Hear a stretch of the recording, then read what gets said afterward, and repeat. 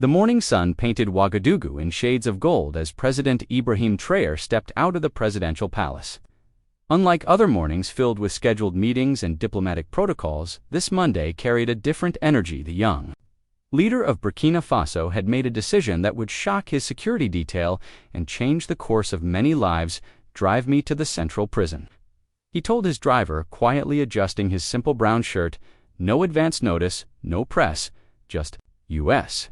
The driver's eyes widened in the rearview mirror. "Sir, shouldn't we inform the prison authorities, prepare security arrangements?" "No," Traore replied firmly. "I want to see how our people truly live behind those walls. Real conditions, not staged." Presentations, the black presidential vehicle, moved through the bustling streets of the capital, escorted by only 2 unmarked cars. Vendors called out their wares, children played in dusty courtyards, and life continued its rhythmic dance, unaware that their president was about to embark on a mission that would expose the cracks in their justice system. 40 minutes later, the convoy stopped before the imposing gray walls of Ouagadougou. Central Correctional Facility razor wire gleamed menacingly atop the concrete barriers, and the air seemed heavy with unspoken stories. The guards at the entrance froze when they recognized the presidential vehicle. "Mr. President," one guard stammered, fumbling with the gate keys. We weren't expecting you." "Sir, that's exactly why I'm here," Traore responded, stepping out of the car. "Open the gates." Prison warden Pascal Wedrau came running, sweat beading on his forehead, despite the morning coolness. "Your Excellency, if we had known, we would have prepared everything properly, the facilities, the prisoners. I'm not here for preparations." The president interrupted, walking past him. "I'm here to meet the prisoners. Take me to them." The warden's confusion was palpable, but he dared not question further. He led the president through a narrow corridor that echoed with distant sounds. Coughing muffled conversations, the clang of metal doors, the smell hit them immediately. Unwashed bodies, dampness, and the suffocating weight of despair as they entered the main prison block. A strange quiet fell over the facility. Hundreds of inmates, who moments before had been playing cards, lying on thin mattresses, or simply staring at walls, slowly stood up. Their faces registered disbelief, confusion, and something that had been dormant for too long. Hope. President Traore moved among them with genuine curiosity and respect. He shook hands, asked questions, and listened to their stories with an attention that surprised even his own security detail. "How long have you been here?" he asked a middle-aged man. 3 years, Mr. President." "Theft charges." "Do you have family?" "A wife and 2 children, sir. They visit when they can afford transport." The president nodded thoughtfully and moved on, making mental notes of each conversation. Some men spoke boldly about their cases. Others remained guarded, and a few simply wept at the unexpected attention from their nation's leader. For over an hour, Traore walked through the cramped cells, sat on concrete floors, and shared moments of human connection with men society had forgotten. But it was in a small, darker cell at the far end of the block that his attention was caught by a figure who hadn't stood with the others. The man sat quietly in the corner, his head bowed, hands clasped loosely in his lap. His beard was unkempt, his clothes worn thin, and his entire posture spoke of someone who had surrendered to fate. Unlike the others who had rushed to see their unexpected visitor, this man remained motionless, as if he had given up on surprises. "Long ago, President." Traore approached slowly and stopped in front of the cell. The man looked up gradually, his eyes meeting the president's with a mixture of wariness and profound sadness.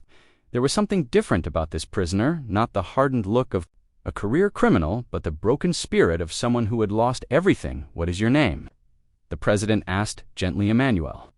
The man replied, his voice barely above a whisper. "How long have you been here, Emmanuel?" 7 years, sir." The number hung in the air like a weight. 7 years, the president studied Emmanuel's face, noting the absence of anger or bitterness that might be expected. Instead, he saw something that touched him deeply, the quiet dignity of someone who had endured injustice with grace. "What were you accused of?" Traore continued. Emmanuel swallowed hard before responding. "They said I stole money from my employer, but I didn't do it, sir. I worked for that man for many years. He needed someone to blame, and I was convenient." As Emmanuel spoke, his voice gained strength, as if talking to someone who genuinely listened, was awakening something within him that had been dormant for years. The president listened intently, his experienced eye reading between the lines of the Story being told, the conversation would continue, but already President Ibrahim Traoré knew that this chance encounter would change both their lives forever. In this forgotten corner of a overcrowded prison, justice was about to find its voice through the most unexpected of messengers. The silence in Emmanuel's cell was profound, broken only by the distant sounds of prison life continuing around them. President Traoré remained standing before the cell, his eyes never leaving Emmanuel's face as the man continued his story. "I had no lawyer," Emmanuel said, his voice growing steadier with each word. "No one to speak for me when they brought me to court. I stood alone while my former boss sat with his expensive attorneys. The judge barely looked at me before pronouncing the sentence, 15 years. The president felt a cold anger building in his chest. "Tell me about your employer." "What was his name?" "Ouagadougou. He owned a logistics company where I worked as a clerk. For 8 years I was honest, punctual, never missed a day, but then his nephew needed a job." Emmanuel's voice trailed off, the pain of betrayal still fresh after all these years. President Traoré turned to the warden who had been standing nervously behind him. "Bring me this man's file. I want every document, every piece of evidence, every record of his trial." "Sir, it might take some time to locate. You have until sunset." The president cut him off sharply. "And I want to know who the arresting officers were, who the judge was, and I want a complete record of the investigation." As the warden hurried away, Traoré returned his attention to Emmanuel. "Why didn't you appeal? Surely there were options." Emmanuel's laugh was bitter but not angry. "With what money?" "Sir, my wife left me within the first year. She took our children and moved back to her family's village. She said she couldn't bear the shame. I had no money for appeals, no connections, no voice that anyone wanted to hear." The president listened to this catalog of abandonment with growing resolve. This wasn't just about one man's suffering, it was about a system that had failed, catastrophically leaving the vulnerable to rot while the powerful escaped consequences. "Have you had any visitors?" "In 7 years. He asked no one." Emmanuel replied simply, "I wrote letters for the first 2 years, but they were never answered. Eventually, I stopped trying. I learned to find peace in solitude." That evening, President Traoré sat in his office at the Ministry of Justice, a thick file spread across his desk. What he read made his blood boil. Emmanuel's case was a textbook example of judicial corruption and systematic failure. The investigation had been cursory, the evidence circumstantial at best, and the trial had lasted less than 2 hours. Most damning of all was the revelation about the presiding judge, Justice Amadou Diabra, who had been dismissed from his position 3 years earlier for accepting bribes. The man who had condemned Emmanuel to 15 years in prison was himself a criminal. The president picked up his phone and dialed his justice minister, Dufresne. "I need you here immediately." "Cancel whatever you're doing, Minister Dufresne." Arrived within the hour, finding his president pacing behind his desk like a caged animal. "Sir, you asked to see me urgently. I visited the central prison today." Traoré began without preamble. "I met a man named Emmanuel who has been rotting in a cell for 7 years for a crime he almost certainly didn't commit." He handed the minister the file. "Read this, all of it. Tell me how our justice system could fail so completely." As Dufresne reviewed the documents, his face grew pale. The case was indeed a travesty, built on fabricated evidence, processed by a corrupt judge, and defended by no one. Laurent Guerre had used his wealth and connections to frame an innocent man, and the system had eagerly obliged. This is terrible," the minister admitted. "But sir, the conviction stands. We cannot what the president interrupted, cannot seek justice, cannot correct our mistakes, cannot admit that we have imprisoned an innocent man for 7 years of his life." The minister fell silent, recognizing the futility of arguing with his determined leader. "Here's what we're going to do," Traoré continued. "Tomorrow, you will assemble an independent review team. I want prosecutors, defense attorneys, and human rights observers. They will re-examine this case from the beginning, and I want Laurent Guerre investigated. If he framed Emmanuel, I guarantee he's done it to others." Over the next 48 hours, the review team worked around the clock. They discovered that Guerre's company had filed similar accusations against 5 other employees over the past decade. In each case, the accused had been poor, had no legal representation, and had been quickly convicted. The pattern was unmistakable. Even more disturbing was the discovery that several key pieces of evidence in Emmanuel's case had been fabricated. Signature analysis revealed that Emmanuel's supposed Confession had been forged, and the financial records that allegedly showed his theft had been doctored. When the team presented their findings, President Traore felt a mixture of vindication and fury. Emmanuel had indeed been framed, his life destroyed. By a wealthy man's greed and a corrupt system's indifference, we will not only free him, the president declared, we will ensure that justice is finally served, and we will make sure this never happens again to anyone in our country.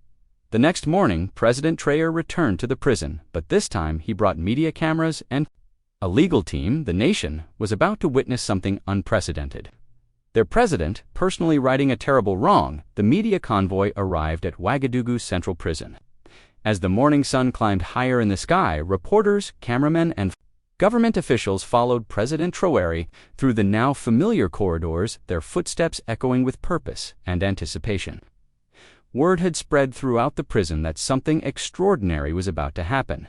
Emanuel sat in his cell unaware of the commotion building around him. 7 years of disappointment had taught him not to hope for miracles. When he heard footsteps approaching his cell, he barely looked up, expecting another routine inspection or perhaps a new cellmate. Emmanuel came the familiar voice that had haunted his thoughts for 3 days. This time, when he looked up, Emmanuel saw not just President Traore, but cameras, legal officials, and faces filled with purpose. His heart began to race, but years of emotional protection made him hesitant to believe what his eyes were telling him. Emmanuel, the president said, his voice carrying across the sudden silence of the prison block, I have read your file. You were not only wrongly accused, you were betrayed by a system that should have protected you. The cameras captured every word, every emotion as prisoners throughout the facility pressed against their cell bars to witness this unprecedented moment. I'm sorry. President Traore continued, his voice heavy with genuine regret. Our nation failed you, our courts failed you, but today we begin to make it right. He turned to the legal team beside him. Emmanuel, you are going home today. For a moment, Emmanuel couldn't process the words going home. After 7 years, the concept seemed as foreign as flying. His legs felt weak, and he gripped the cell bars for support. This is real. He whispered, tears beginning to stream down his face. Yes, the president replied firmly, you are a free man. As the cell door swung open for the final time, Emmanuel stepped into the corridor on unsteady legs. The other prisoners erupted in cheers, their voices echoing off the concrete walls in a thunderous celebration of justice finally served. Many of them wept openly, seeing in Emmanuel's freedom a glimmer of hope for their own situations. Outside the prison, a crowd had gathered. News of the president's dramatic intervention had spread throughout Ouagadougou, and people had come to witness this moment of justice. As Emmanuel emerged into the sunlight, squinting after years of dim artificial lighting, the crowd burst into applause.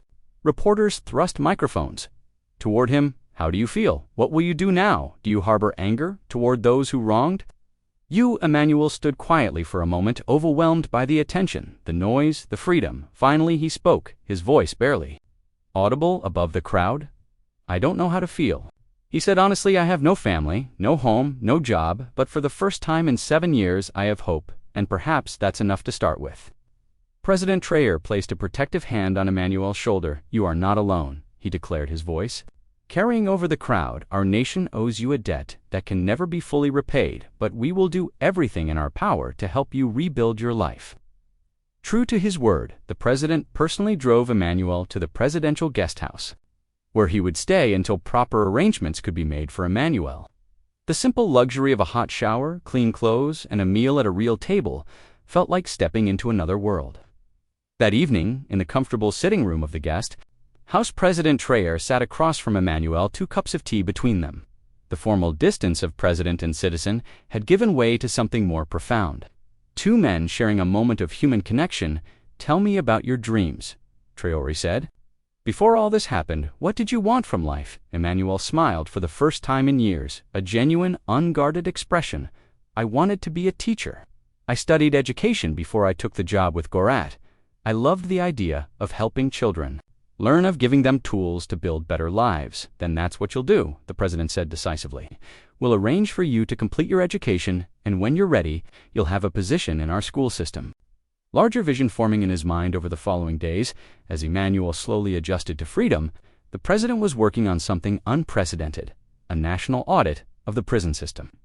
If this happened to Emmanuel, he told his cabinet, how many others are suffering similar injustices? How many innocent people are rotting in our prisons while we congratulate ourselves on law and order? The cabinet meeting was tense. Several ministers worried about the implications of such a comprehensive review. What if they found hundreds of wrongful convictions?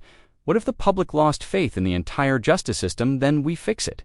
Traore replied simply, all of it, no matter how painful, no matter how embarrassing, no matter how expensive. Justice delayed is justice denied, and we have denied it for too long. Within a week, President Traore announced the creation of Operation Justice. Light a nationwide review of all prisoners who had served more than 5 years with special attention to those who had lacked legal representation. Emmanuel would not just be a beneficiary of this new commitment to justice. He would be its symbol and eventually one of its leaders. The transformation was beginning not just for Emmanuel, but for an entire nation, ready to confront its failures and build something better. 3 months after his liberation, Emmanuel stood before a packed auditorium at the University of Ouagadougou. Dressed in a crisp white shirt and dark jacket, he bore little resemblance to the broken man who had emerged from prison, but it wasn't just his appearance that had transformed. There was a new strength in his voice, a clarity of purpose that commanded attention. I speak to you today, not as a victim. He began his words carrying across the silent hall, but as a witness to what happens when power operates without accountability, and as proof of what becomes possible when leaders choose courage over convenience. In the front row, President Traore listened with pride as Emmanuel addressed the law students. This was Emmanuel's idea to share his story directly with those who would shape Burkina Faso's legal future. It was part of a broader transformation that had captured international attention. Operation Justice Light had exceeded everyone's expectations, revealing systematic failures throughout the justice system. In 6 months, the review teams had examined over 220 cases and identified 347 prisoners who had been wrongfully convicted or held. Beyond their sentences, each case was a story of broken families, lost opportunities, and human dignity. But perhaps the most significant discovery had been the pattern of corruption surrounding Laurent Guerre and others like him. The investigation had uncovered a network of wealthy businessmen who had systematically used false accusations to eliminate inconvenient employees. Competitors or critics. Judges had been bought, evidence fabricated, and witnesses intimidated. Guerre himself now sat in the same prison where Emmanuel had spent 7 years. Facing charges of fraud, bribery, and conspiracy, the irony was not lost on anyone, least of all Emmanuel, who had visited his former employer to deliver a message of forgiveness that had moved even the hardened businessman to tears. Justice is not revenge. Emmanuel had told Guerre through the prison bars, it's the hope that others won't suffer, as we both have you in your greed and me in my innocence. President Traore had been so moved by this encounter that he appointed Emmanuel as special advisor on prison reform and human rights, a position that had never existed before but had quickly become essential to the government's transformation efforts. Emmanuel's work took him across the country, from the largest facilities in major cities to small, rural jails that had operated without oversight for decades. In each location, he brought not just the authority of his government position, but the credibility of someone who had lived the reality of wrongful imprisonment. In the northern town of Traore, he discovered a man who had been forgotten in a cell for 12 years. Without trial in Bobo Dioulasso, he found 3 women who had been imprisoned for economic crimes. That investigation revealed to be simple poverty. Each case strengthened his resolve and deepened his understanding of how justice could be corrupted by indifference. But Emmanuel's most important contribution was his insistence that reform must go beyond simply freeing the wrongfully convicted. He advocated for comprehensive support systems, job training, psychological counseling, family reunification services, and legal aid programs that would prevent such failures in the future. Freedom is not just opening a cell door, he explained to a gathering of